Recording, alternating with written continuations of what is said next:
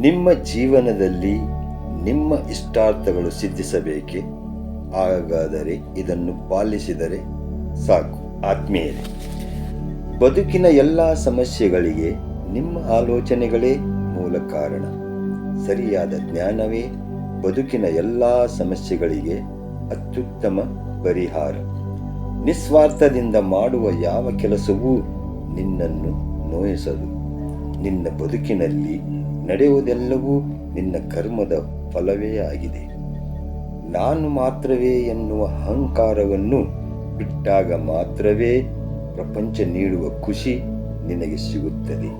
ಪ್ರತಿದಿನವೂ ನಿನ್ನನ್ನು ನೀನು ಸುಧಾರಿಸಿಕೊಳ್ಳಲು ಪ್ರಯತ್ನಿಸು.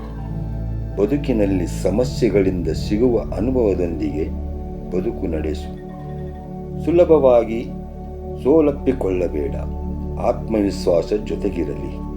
ನಿನ್ನ ಬಳಿ ಏನು ಇದೆಯೋ ಅದನ್ನು ಗೌರವಿಸುವುದನ್ನು ಕಲಿ. ಬದುಕಿನ ಹೆಚ್ಚು ಕ್ಷಣಗಳನ್ನು ನಿನಗಾಗಿ ಮೀಸಲಿರಿಸು. ಸತ್ಯವನ್ನು ಸತ್ಯವಾಗಿ ಕಾಣು ಮತ್ತು ಸತ್ಯಕ್ಕೆ ತಲೆಬಾಗು. ಉನ್ನತಿ ಆಲೋಚನೆಗಳನ್ನು ಮನಸ್ಸನ್ನು ಮೀಸಲಿರಿಸು.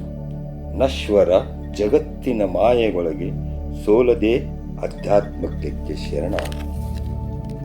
ನಿನ್ನ ಯೋಜನೆಗೆ ಸರಿಹೊಂದುವ ಜೀವನ ಶೈಲಿ ನಿನ್ನದಾಗಿರಲಿ. ಆಧ್ಯಾತ್ಮ ಮತ್ತು ಧರ್ಮಕ್ಕೆ ಹೆಚ್ಚು ಪ್ರಾಮುಖ್ಯತೆ ನೀಡು. ಒಳ್ಳೆಯದರ ಪ್ರತಿಫಲ ಒಳ್ಳೆಯದೇ ಆಗಿರುತ್ತದೆ ಎಂಬುದನ್ನು ನೆನಪಿಡು.